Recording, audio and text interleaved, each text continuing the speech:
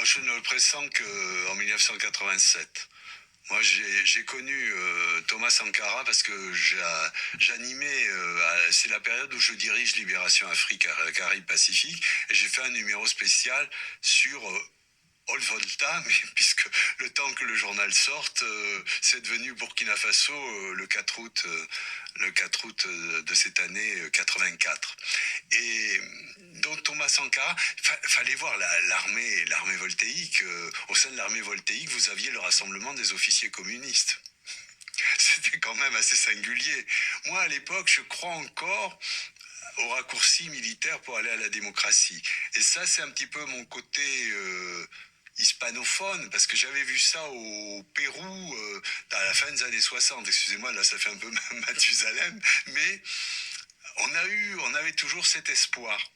Et je dois dire que en 84, donc on fait ce numéro spécial, et après j'ai entretenu des rapports pas réguliers, j'y vais chaque année, mais je ne me contente pas de serrer la main de Thomas Sankara, on a beaucoup parlé, et d'ailleurs dans ma petite revue, qui est une revue militante qui tire à 3000 exemplaires, en 86 je fais un papier que j'intitule Les 100 fleurs fanées, parce que c'est une référence à la Chine, parce qu'il y avait beaucoup de groupes pro-chinois derrière Sankara.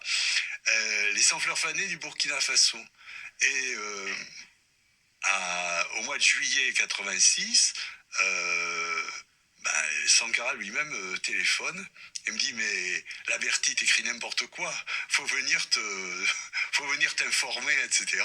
Donc je suis allé m'informer comme il disait, donc j'ai eu ce que on appelle plaisamment ma rééducation pour retomber sur les rails de la révolution, mais en fait c'est à partir de ce moment-là quand même que s'affirme un certain pouvoir personnel, quoi. Et moi, je remets pas du tout en cause l'authenticité des convictions de Thomas Sankara. Mais c'est vrai que il est dans un monde qui lui est totalement hostile, comme Mitterrand lui a dit. Thomas Sankara, vous tranchez, mais vous tranchez trop. Et après, bon, je ne viens pas sur l'histoire particulière qui ont conduit à son assassinat, mais il est évident que la Côte d'Ivoire a joué aussi un rôle important pour voir la Côte d'Ivoire d'Houphouët-Boigny, pour voir effectivement Compaoré devenir l'exécutant de cet assassinat. Mais je dis d'ailleurs qu'au début, je pense que lui-même, Compaoré, s'est fait dépasser par d'autres, comme Djendjéré, mais en réalité, non. Moi, j'ai rencontré Blaise Compaoré 15 jours après l'assassinat de Thomas Sankara. Je ne sais pas si je dois aller au Burkina, etc. Et il m'accueille en me disant, c'est le couvre-feu, hein. Moi je m'attendais pas du tout à être reçu la nuit, alors on m'a amené avec des mots de passe et tout ça, jusqu'au Conseil de l'Entente où s'est passé l'assassinat 15 jours avant. Et je trouve le président Compaoré très abattu.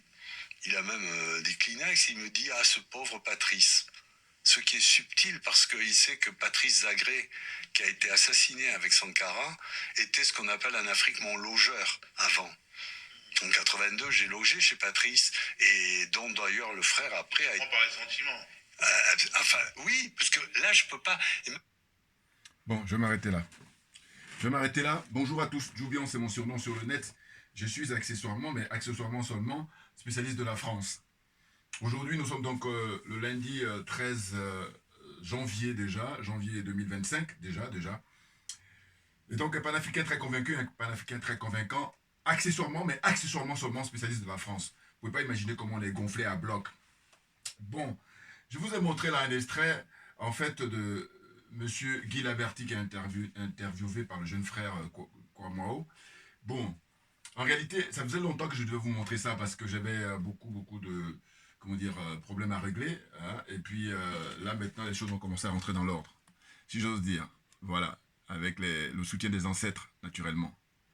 Bon, alors, ce qui se passe, c'est quoi? C'est que là, il se trouve qu'il a sorti un nouveau livre, monsieur Guy Laverty. Guy Laverty, c'est un ami de monsieur Gbagbo. Hein. C'était un socialiste. Il a occupé des postes importants au sein du Parti socialiste pendant des années. Et donc, c'était un ami de Gbagbo. Et il a sorti son nouveau livre qui s'appelle Anticolonialisme vôtre. Voilà, Anticolonialisme vôtre. Et donc, ce qui s'est passé, c'est qu'il a sorti son livre, il a présenté dans une maison d'édition, une librairie là, qui s'appelle Cartala, hein, pour ceux qui connaissent, à Paris dans le 13e arrondissement, les éditions Cartala, donc la librairie. C'est là-bas qu'a eu lieu la dédicace, en fait, voilà, la publication, enfin la présentation de son livre, on va dire. Donc, étaient invités des personnalités et puis des journalistes. Et donc, j'ai reconnu Antoine Glaser, voilà, les spécialistes de l'Afrique, là, les fameux spécialistes de l'Afrique. Il y avait Sidi Kaba, hein, voilà, je crois qu'il est originaire du Niger, et lui, par contre, c'est les adeptes de la France-Afrique, hein, ça, c'est la branche médiatique, hein, Sidi Kaba. Vous voyez bien qui c'est. Et puis, il y a aussi une autre journaliste, même qui travaille aussi avec Kwamao, là, elle était là.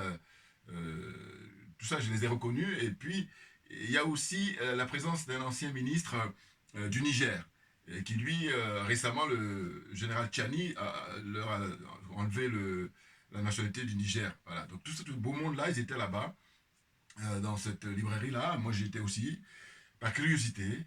Et puis, je dois vous dire que, comme d'habitude, j'observe et puis je vois que ces gens-là sont restés bloqués au XXe siècle.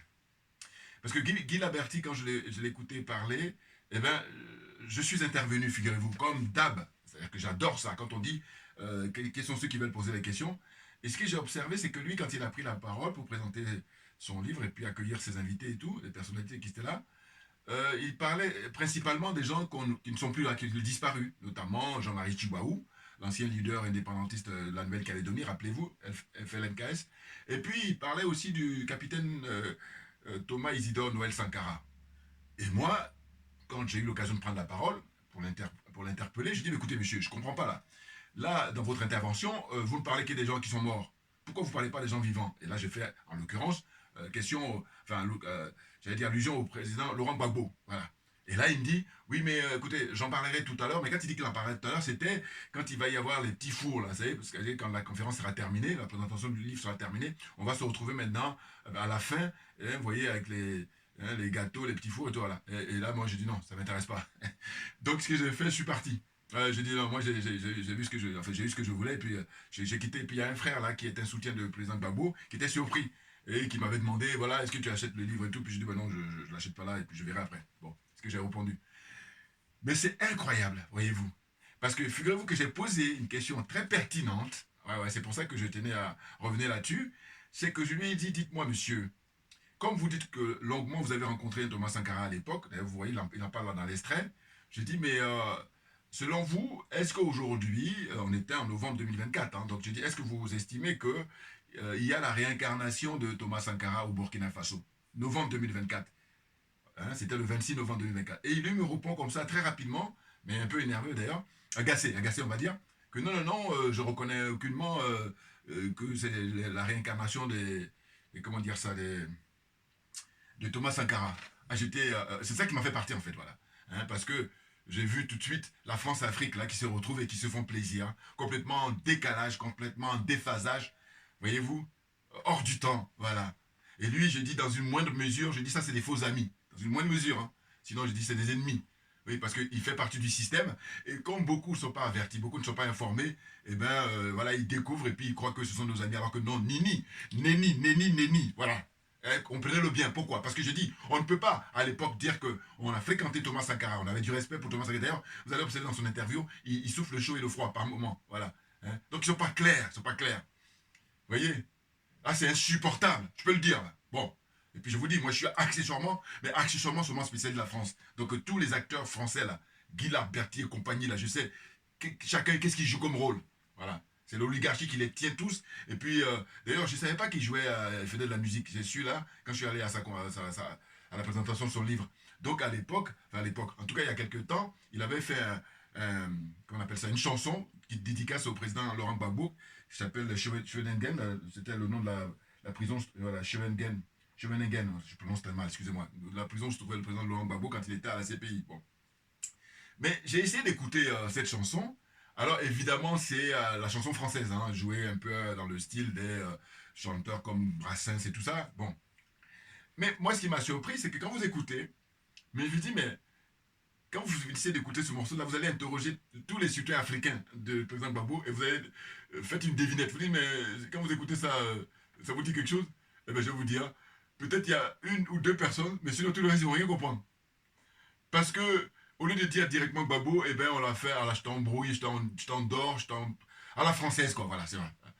Allez écouter, hein. Vous mettez Guy Laberty sur YouTube et vous allez voir, mettez Schwedengen, c'est le nom du morceau. Hein, voilà, c'était une chanson qu'il a dédiée au président Gbagbo. Donc tout ça pour dire quoi? Pour dire qu'en fait, ces gens-là, il faut les connaître et puis s'en éloigner, mais très vite. Oui, oui, oui, parce que ils sont trop forts pour vous embrouiller, ils sont trop forts pour vous endormir. Et quand vous vous réveillez, c'est trop tard. Moi, je vous parle en connaissance de cause, je vous parle en tant que spécialiste, accessoirement de la France, naturellement. Bouillard. Voilà. Bon, alors, c'est quoi l'actualité? Vous allez voir le lien.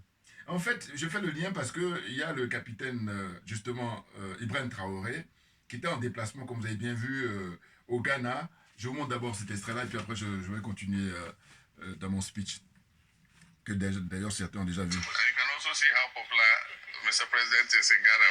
When he was introduced at the Black Star Square, he got the biggest applause.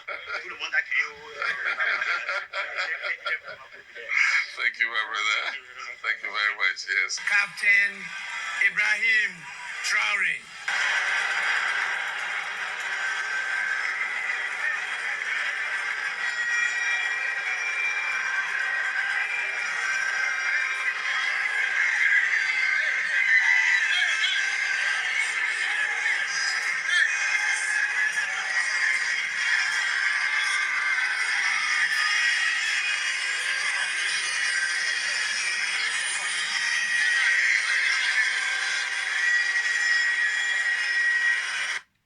Voilà. Bon, allez, j'arrête là. Voilà, donc ça s'était passé la semaine dernière, c'était la cérémonie d'investiture du président ghanéen, hein, le nouveau président John Dramani Mahama. Voilà, c'est le nouveau président du Ghana, sachant qu'il a été président déjà entre 2012 et 2017. Et donc il a expliqué là aux journalistes que voilà, il lui a ravi la vedette, hein, le capitaine Ibrahim Traoré. Mais c'est la classe, parce que figurez-vous qu'il y a une scène comme ça, moi, que j'ai trouvé remarquable, vraiment d'élégance, c'est que quand il a été les salué, quand il est arrivé au niveau de la vice-présidente, eh bien, il a enlevé son béret. C'est la classe. Alors, les spécialistes, ils vont trouver ça normal, mais moi, je trouve que c'est la classe. Vous voyez? Et puis, après, maintenant, il remet son béret, il va saluer maintenant le président, comment dire, John Dramani Mahama. C'est la classe. Il a ravi. Vous vous rendez compte, hein? Alors, j'ai un frère là que enfin, il y a un frère que je connais pas, mais j'ai découvert sur internet qui a fait un truc comme ça où il dit vas-y doucement, parce que, mais avec humour évidemment, en parlant d'Ibrahim Traoré, parce que c'est la classe. Et donc, vous imaginez, aujourd'hui, tous ceux qui sont honnêtes, mais le disent couramment, fréquemment, honnêtement, que c'est la réincarnation de Thomas Sankara, alors que des gens comme Guy Laberty, qui prétendent avoir, comment dire, connu Thomas Sankara à l'époque, c'était au XXe siècle, maintenant on est au XXIe siècle, et il y a une chance extraordinaire d'avoir ce monsieur, hein, qui est au pouvoir au pays des hommes intègres, hein, et qui est vraiment, moi je l'ai dit dans toutes mes vidéos là, hein, je dis voilà c'est la réincarnation de Sankara, et donc j'en ai parlé à Guy Laberty qui dit non, non, non, donc vous voyez c'est là où je dis voilà les mecs qui se dévoilent, voilà, le masque tombe, mais bien entendu, et oui, c'est incroyable, ah, mais ils sont dangereux, hein, c'est ce que je dis, justement ils sont dangereux. C'est en apparence, il faut qu'on croit que ce sont des amis des Africains, alors que nenni. Sinon, ça se saurait. Je dis les amis des Africains, là. Si réellement ils étaient là, pourquoi le franc CFA perdure? Pourquoi les bases militaires sont encore là? Voilà. Donc il n'y en a pas, il n'y a pas d'amis des Africains. Et que les Africains vont se libérer d'eux-mêmes. Maintenant, moi, par contre, je suis quelqu'un de reconnaissant. Et du coup, je dis, heureusement qu'on a l'air du Verseau et on a un homme providentiel. En l'occurrence, le président, son excellence Vladimir Poutine. Voilà. Cet homme est un homme providentiel d'abord pour le peuple russe, et c'est un homme providentiel pour tous les pays africains qui veulent sortir de l'impérialisme, du colonialisme et de la France-Afrique. Voyez-vous, les choses sont claires pour moi. Maintenant, en Afrique, on a 3 hommes providentiels là. C'est le général 5 étoiles, Assimi Goïta du Mali, hein, le capitaine Ibrahim Traoré du Burkina Faso, et puis le général Tchiani, hein, général de brigade Tchiani du Niger. Voilà, c'est les 3 hommes providentiel pour libérer l'Afrique, hein, sans aucune contestation possible. C'est clair et net. Voyez-vous? Donc là, franchement, c'est que du bonheur parce que on est dans le mouvement, on est dans la résistance, et puis on est très motivé, surtout. Vous voyez? C'est vraiment hyper intéressant. Non, parce que, attendez, qu'est-ce que c'est que ça? En peu de temps, regardez ce qu'ils sont en train de réaliser. En peu de temps. Hein, le capitaine Ibrahim Traoré, le succès qu'il a, mais ça dépasse les frontières du Burkina Faso. Que dit? Ça dépasse même l'Afrique. Bien entendu. Et la vérité, parce qu'il est dans la vérité, c'est pour ça que ça ne trompe pas.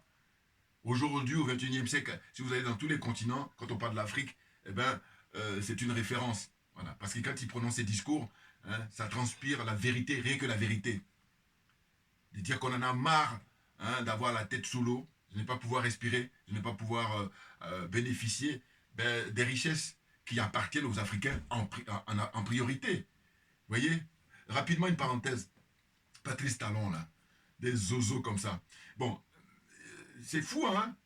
C'est-à-dire que eux, leurs miettes, là, les miettes qu'ils ont là, alors évidemment, leurs miettes qu'ils ont, eux, c'est beaucoup plus important que ce qu'a le Béninois ordinaire ou l'Africain ordinaire. Mais cela dit, quand on compare avec les multinationales qui pillent l'Afrique, eux, c'est des miettes.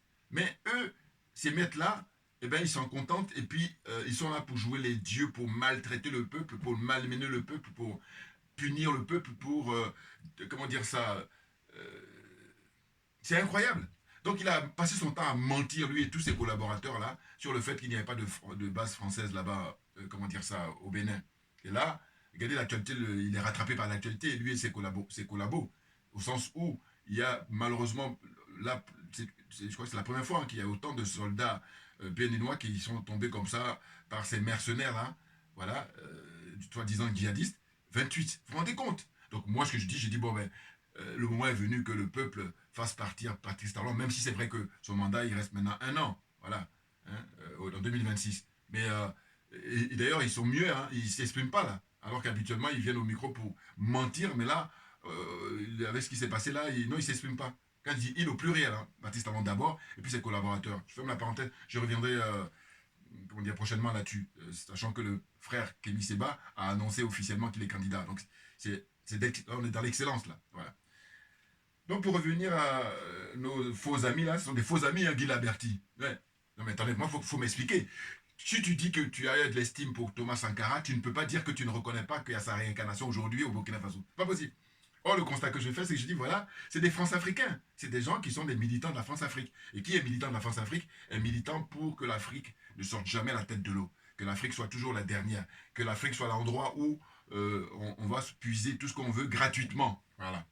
Avec le sourire là et tout, alors qu'ils peuvent sourire hypocrite. Au fond d'eux-mêmes, ça ne les intéresse pas que l'Afrique s'en sorte. Je vais vous donner un exemple.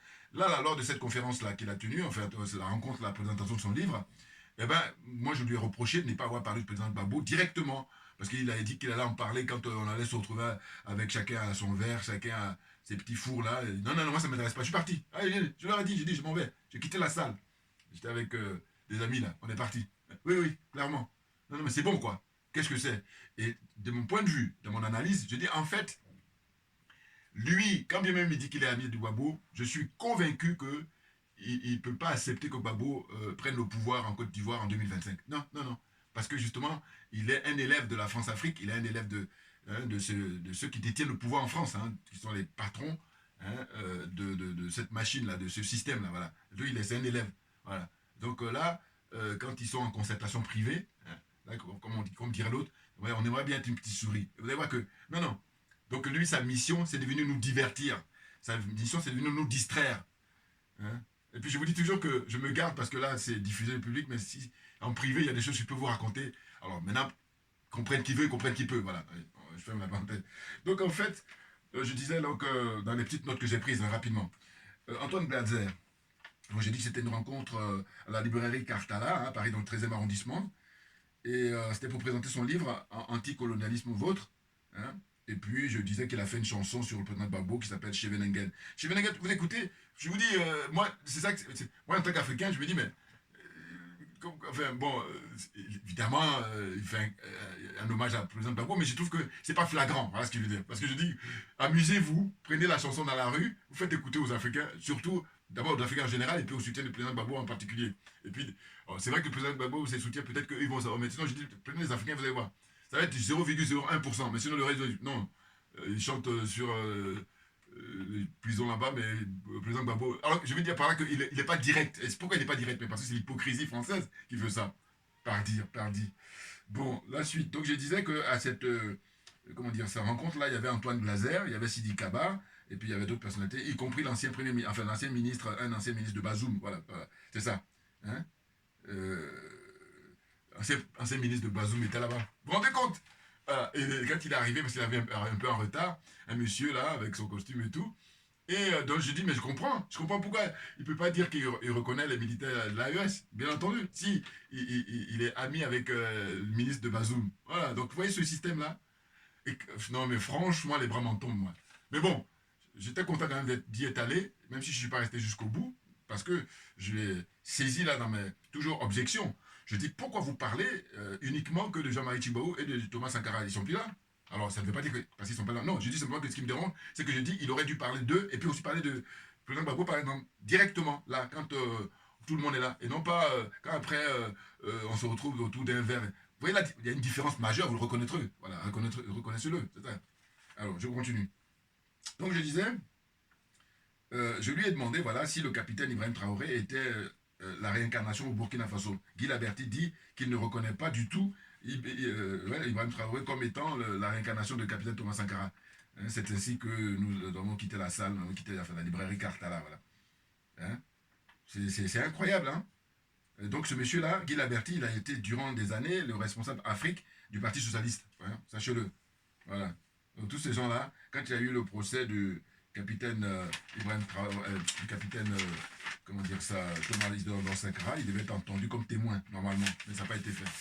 Voilà. Mais nous, je vous dis, mon souhait, c'est que tôt ou tard, il faut qu'il y ait le procès de la France-Afrique.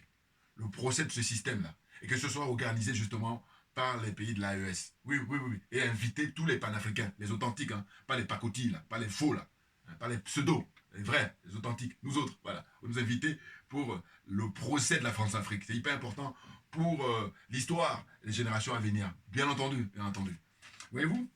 Donc là, au Ghana, voilà, le nouveau président, quand il est avec son homologue, le capitaine Ibrahim Traoré, il dit voilà, c'est une superstar. Hein, dès qu'on prononce son nom, même les militaires ghanéens, ils étaient tous en euphorie pour l'accueillir, très chaleureusement. Hein. Donc, en fin de compte, le Ghana fait partie de la CEDEAO, mais voilà, ça c'est une ouverture de la CEDEAO. Mais pour dire quoi? Lui, par contre, vous voyez, il n'a pas la démarche des Bassirou et Sonko, là, les petits malins du Sénégal. Là. Non, non. Lui, il respecte voilà le choix qu'a fait les pays de l'AES, en disant voilà, nous sommes des frères et que c'est la colonisation qui nous a divisés. Il le dit là dans ses interventions, le président ghanéen, le nouveau président, hein, John Dramani Mahama. Hein. Je dis encore une fois, c'est son deuxième mandat parce qu'il a déjà été président entre 2012 et 2017. Voilà. Vous voyez, et donc là, on voit bien, comment dire, la démocratie qui marche très bien au Ghana, l'alternance, et quand il y a eu les élections là, il n'y a pas eu de blessés, encore moins de morts. Et le Ghana est frontière avec la Côte d'Ivoire, avec le Burkina, hein, je crois aussi avec le Togo et tout ça. Mais quand il y a des élections dans ces autres pays-là, il y a des morts. Qu'est-ce qui explique ça? Parce que le Ghana n'est pas sur une autre planète, là. Donc ça, on peut le faire. Et on doit rendre hommage à qui? Mais on doit rendre hommage à un militaire. C'était, comment dire, capitaine, enfin, oui, capitaine Jerry Rawlings. Voilà. Jerry Jones Rawlings.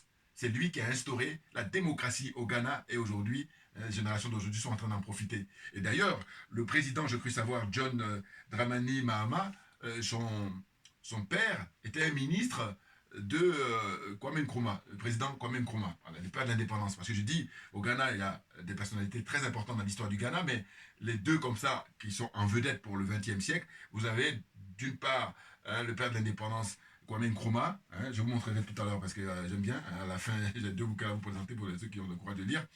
Et puis, donc, pour l'instauration de la démocratie au Ghana, c'est le capitaine Jerry John Rawlings, voilà.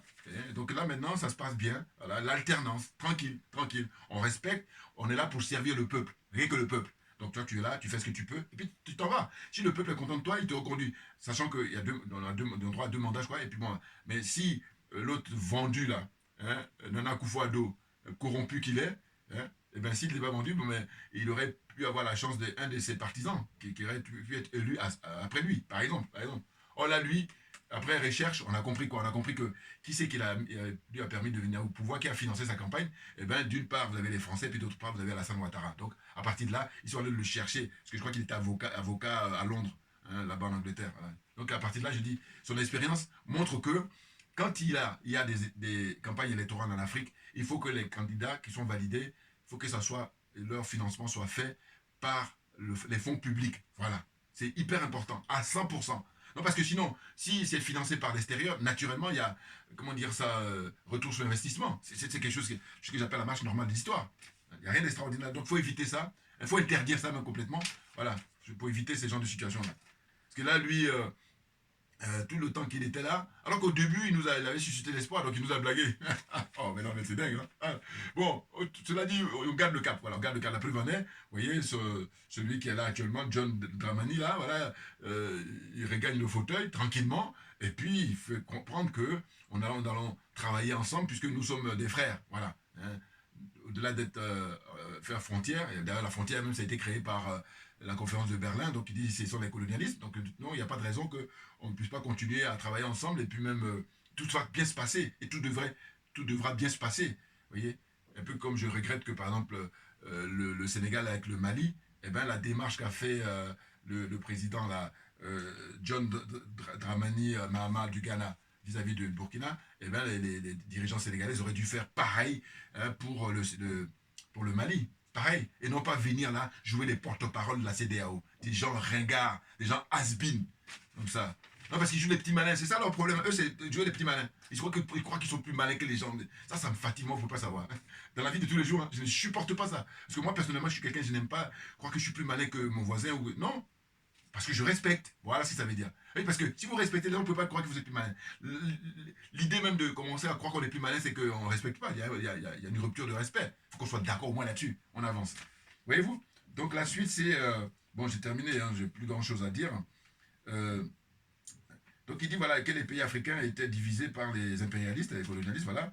Et donc il avait invité hein, les présidents des pays de l'AES, voilà, c'est ça. En fait, l'invitation avait été adressée, comment dire, pas seulement au président du Burkina Faso, il a invité les 3 présidents de l'AES, mais sauf qu'ils se sont concertés, on imagine, et puis comme le Burkina fait frontière avec le Ghana, et puis aussi non seulement ils font frontière, mais il y a l'amitié qui existait à l'époque entre le capitaine Thomas Isidore Noël Sankara et puis le capitaine Jerry Rawlins, voilà, très très lié. Vous voyez, donc là c'est une continuité. C'est extraordinaire, franchement, c'est un plaisir. Voilà, et là, il a fait juste un aller-retour. Après, il a rencontré la communauté burkinabé là-bas qui vit au Ghana, et ça s'est très bien passé dans la chaleur comment dire ça, la fraternité. Hein. Ils ont les différentes communautés, enfin différentes associations, ils sont venus, ils font leur discours pour l'accueillir, et puis lui, il a prononcé comme d'habitude un discours de sagesse en disant que voilà, aider le président là pour mener à bien son mandat, et puis soyez les dignes hein, ambassadeurs, les dignes représentants du Burkina Faso là-bas. Je crois qu'ils sont environ 3 millions les Burkinabéens qui vivent au Ghana. Vous voyez, c'est extraordinaire, c'est extraordinaire. Et moi j'ai dit qu'on foute la paix hein, aux 3 pays, et vous allez voir que d'ici peu, eh ben, le développement, il sera mais vraiment fulgurant, naturellement. Puisque, regardez la démarche qu'ils ont, notamment le capitaine Ibrahim Traoré, il a payé les dettes de son pays. Hein. Il a réussi à, comment dire ça, à ne plus avoir comme ça une espèce de chantage de FMI ou de la Banque mondiale. Mais c'est extraordinaire. Tu te dis, bon, le mec qui vient d'arriver, c'est un capitaine de l'armée, et regardez, c'est une question que je dis souvent que évidemment, naturellement, la volonté politique et la volonté politique, ça les anime, ces 3 présidents-là. Voyez-vous? Donc, vraiment, on a une chance extraordinaire et au travail, mais bien entendu. Ah ben oui, parce que, vous savez, ces gens-là qui ont bénéficié des richesses de l'Afrique longtemps, gratuitement, maintenant, là, il n'est plus question de ça, puisque, que ce soit, comment dire ça, au Mali, on nationalise petit à petit, progressivement, toutes les mines d'or, pétrole, gaz, tout ça, toutes les richesses minières, on va tout nationaliser, excusez-moi. Pareil au Burkina Faso, voilà, fait de même, et puis au Niger également. Voilà, à partir de là, l'argent va venir en priorité, voilà, hein, au peuple du Niger, en priorité au peuple du Burkina et en priorité au peuple du Mali. Voilà, c'est de ça dont il s'agit. Vous comprenez?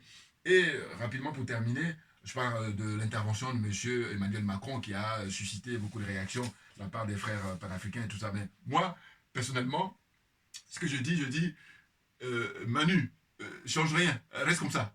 Bah oui, oui, oui, oui, parce que je vais vous dire mon point de vue pour lequel j'obtiens tout ça. Ça me rappelle évidemment l'intervention à l'époque de Nicolas Sarkozy. Et pareil, Nicolas Sarkozy, quand il avait dit que les Africains n'étaient pas rentrés dans l'histoire, rappelez-vous, il y avait eu des personnalités qui étaient en colère, qui étaient offusquées, qui ont commencé à... Je dis non, non, non, non, non. Moi, toujours, je prends ça à froid parce que je dis, en réalité, je préfère ça que les gens qui vont nous faire des discours pour nous flatter. Parce que ceux qui nous flattent, ils ne nous rendent pas service. Or là, lui, le fait qu'il montre comme ça le vrai visage, voilà, ça nous permet de réfléchir et puis maintenant de réagir en fonction et puis gagner du temps. Donc Emmanuel Macron, Manu, je l'appelle Manu, elle change rien. Garde comme ça.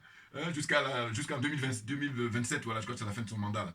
Voilà. Continue comme ça. Il est sur le chemin de Sarkozy alors qu'il n'a pas le charisme de Sarkozy, naturellement. Mais ce que je veux dire, c'est que quand je compare au discours que prononçait Mitterrand, au discours que prononçait Jacques Chirac, au discours que prononçait Giscard, rappelez-vous, voilà, c'est des discours de convenance là. Non, non, non, non. Là, eux, ils sont complètement, comment dire, en décalage, mais ça nous arrange. Voilà. Mais bien entendu, vous savez, je fais un peu le parallèle. Je dis, mais comment dire, les gens comme Alassane Ouattara, mais quand Alassane Ouattara fait des discours, ou les autres dictateurs là, mais les gens ici à l'Elysée ou à Matignon ou je ne sais où, dans les grands salons ici à prendre, mais les mecs ils ouvrent la bouteille de champagne parce qu'ils sont trop contents. Il fait le travail. Donc je dis, nous ça devait être de même. Quand Macron là, il se met comme ça à dire n'importe quoi, il faut plutôt sortir la bouteille de champagne parce que, vous voyez, la prise de conscience, moi pour moi, son attitude permet d'accélérer la prise de conscience. Voilà. Comprenne qui veut, comprenne qui peut. Bouillard, on est trop bon, on avance là.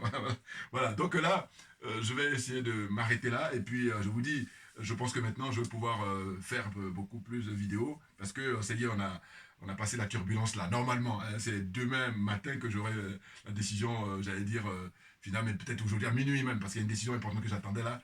Et normalement, c'est bon, parce que c'était très très tendu, vous ne pouvez pas imaginer. J'aurai l'occasion évidemment de revenir pour en parler le moment opportun. Voilà. Merci beaucoup à vous tous pour votre attention. On ne lâche rien, comme j'ai pour habitude de dire avant de finir. Vous voyez là? Bon, alors, c'est les t-shirts. Je vais avoir le temps maintenant, parce que là, je vous disais, c'est longtemps que je n'avais pas le temps, mais là, le temps va venir là. Dans un premier temps, ceux qui sont à Paris ou en région parisienne, voilà, si vous voulez vous procurer les t-shirts, j'en ai déposé là même pas plus tard que hier, vous allez à la librairie Tamery. Librairie Tamery, donc c'est T-A-M-E-R-Y, hein, avec le frère Tamer, là. Donc c'est 19 rue du Chalet. Hein. Chalet, c'est C-H-A-L-E-T. Voilà, rue du Chalet, à Paris dans le 10e. Donc c'est le métro Bellevue. Vous allez là-bas et vous allez pouvoir vous procurer les t-shirts que j'ai déposés qui coûtent 20 euros. Par contre, c'est 20 euros l'unité. Hein, attention, voilà. Bon, c'est pas gratuit.